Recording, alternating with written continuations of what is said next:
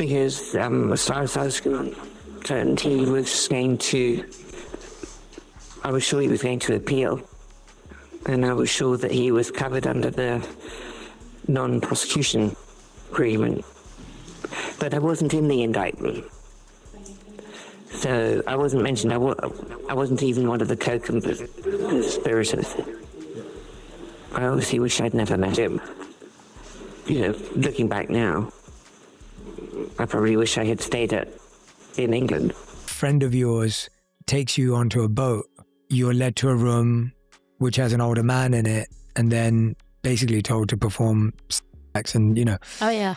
And when I read that, I'm like, oh gosh, For decades, daytime television was a carefully constructed illusion. At the center of that stage sat Ellen DeGeneres, the undisputed queen of kindness, dancing through the aisles and handing out oversized checks. She was the safe space of Hollywood, the woman you trusted. Behind prison walls, however, a very different story is allegedly leaking out. Ghislaine Maxwell, a woman who knows where every single body in the elite underworld is buried, is reportedly singing. And according to whispers in investigative circles, she isn't just naming politicians and billionaires, she is pointing the finger directly at Hollywood's media gatekeepers. And right at the top of that list sits Ellen DeGeneres. I get the prudest people come at me and they're like, does it work?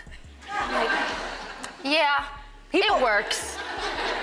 We find a way. I know what you're talking about, but I'm in shock. I'm in shock. Where there's a will, there's a way. People ask you that? They do, and they're very conservative people most of the time, but they just have to know. I have to know. I just have to ask you this question. I'm really sorry, but... That's crazy. And rude. I don't mind it. Really? I find it amazing. All right, then how does it work? Because If the alleged information Maxwell is holding is true, Ellen wasn't just a friendly talk show host. She was a handler, a cleaner, and a silencer for the industry's darkest secrets. And one of her most tragic targets was America's sweetheart, Hayden Panettiere. Now, to understand why Hayden Panettiere had to be silenced, you have to understand the machine that built her. Hayden wasn't just an actress. She was a product. Thrust into the spotlight at just 11 months old, she was the breadwinner of her family before she could even form complete sentences. By the time she hit her teens, starring in Disney movies and later heroes, Hayden was trapped in a gilded cage, and holding the keys to that cage was her mother, Leslie Vogel. do you still not connect or talk today? At the moment, no, there is not a relationship between her and I, sadly. I've gone through periods of time where we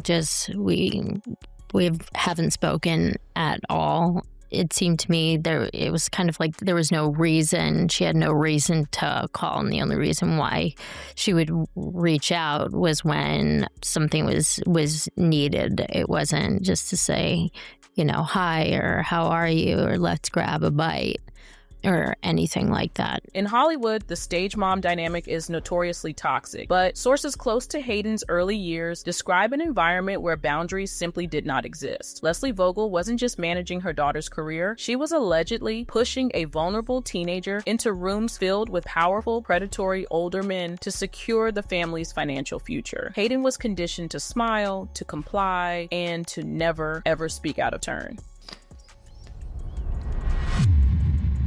I worked so hard to create this incredible life and career, and I burnt it all to the ground.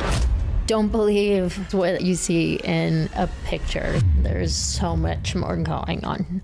So much more. When you examine the trajectory of Hayden's life, the damage of this upbringing is undeniable. She was a child star, carrying the weight of an empire, surrounded by adults who viewed her not as a human being, but as currency. And this is where the elite circles overlap. Ghislaine Maxwell and Jeffrey Epstein didn't just operate on private islands. They operated at the highest tiers of New York and Los Angeles society. They preyed on vulnerable girls who had been groomed to please powerful adults. According to the rumors swirling around Maxwell's latest prison leaks, young actresses like Hayden were routinely brought into these exclusive, invite-only Hollywood environments. Spaces where the cameras were hidden, the drinks were spiked, and the power dynamic was absolute. Hayden saw things, she experienced things, and by her early 20s, the trauma was beginning to crack her carefully polished surface. Alcohol, in places where the music was loud enough not to think. According to close sources, she was becoming a liability. And who do the Hollywood elite call when a young starlet starts spiraling and threatens to expose the culture of abuse? They don't call a therapist, they don't call law enforcement, they book them on the Ellen DeGeneres show. On the phone, and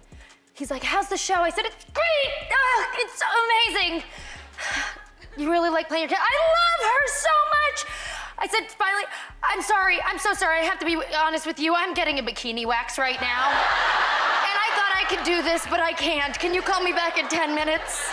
If you look at the record, Hayden Panettiere wasn't just a casual guest on Ellen's stage. She appeared on the show over a dozen times throughout the peak of her career. To the average daytime viewer, it looked like a warm friendship between a mega host and a bubbly young actress. But when you reframe those appearances through the lens of Ghislaine Maxwell, alleged prison confessions, a sinister pattern emerges. Ellen's stage wasn't a promotional stop. It was a compliance check. Internet sleuths and body language experts have recently started pulling up the archived tapes of Hayden's interviews on the show, and what they are finding is deeply uncomfortable. In almost every appearance, the power dynamic is suffocating. There are moments that stirred massive internet rumors even back then, clips where Ellen aggressively probes into Hayden's private life, her body, and her relationships with significantly older men. Instead of offering protection or maternal guidance, Ellen consistently framed Hayden's trauma as a punchline. Watch Hayden's eyes in those interviews. Watch the forced, high-pitched laughter. Watch the way she constantly looks to Ellen for validation, sitting with rigid, defensive posture. In one infamous segment, Ellen repeatedly pushes boundaries, bringing up invasive tabloid rumors while Hayden visibly shrinks into the armchair. When Hayden tried to steer the conversation toward her actual work, Ellen would reel her back in, forcing her to play humiliating, physically invasive games for the audience's amusement. According to sources whispering about Maxwell's leaked testimony, this was the exact strategy. Maxwell allegedly revealed that Ellen's role in the Hollywood machine was to act as the ultimate PR laundromat. If a young, exploited starlet like Hayden Panettiere was on the verge of a breakdown, if she was getting too close to speaking out about the predatory older men, the secret parties, and the abuse facilitated by stage parents, Ellen's job was to discredit them in plain sight by constantly portraying Hayden on national television as a ditzy, unstable party girl who made poor choices. Ellen effectively neutralized her. She built a public narrative that ensured if Hayden ever did point a finger at the Hollywood elite, the public would just roll their eyes and blame her mental health. It is the exact same and silencing tactic we saw used on Justin Bieber. It is the exact same public humiliation disguised as comedy. And the tragic cost of this silencing is written all over Hayden Panettiere's life. When I have a job, then what happens is that they have to kiss me sometimes. We've discussed this many times. Right. But when I don't have a job, nobody, did you see No! Oh my God, no! Oh!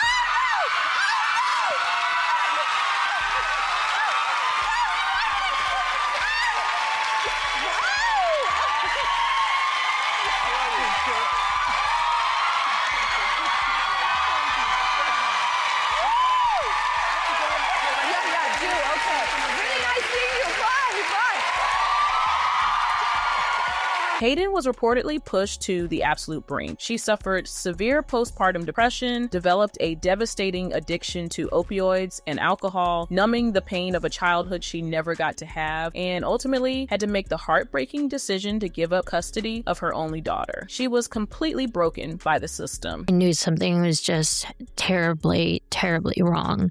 And now there's a lot of stigma around. And just like the tragic trajectory of Aaron Carter, the darkness surrounding Hayden's orbit didn't stop there. In early 2023, Hayden's younger brother, Ghislaine Panettiere, another child actor who grew up inside the exact same toxic Hollywood machine and knew where all the family skeletons were hidden, passed away suddenly at just 28 years old. While the official coroner's report listed the cause of death as an undiagnosed enlarged heart, those in the know, the people looking at the patterns Dave Chappelle has been pointing out, couldn't help but feel a chill. You describe him in the book as the heartbreak of my life, always right there in the center of who I am. I wanted to ask you, how did losing him change the way you see all of this? Because it feels like the hardest one, even though everything we've talked about is extremely heavy and hard. Oh yeah, there's nothing in my life that feels like losing my other half, like the other half that was born to be the yin to my yang.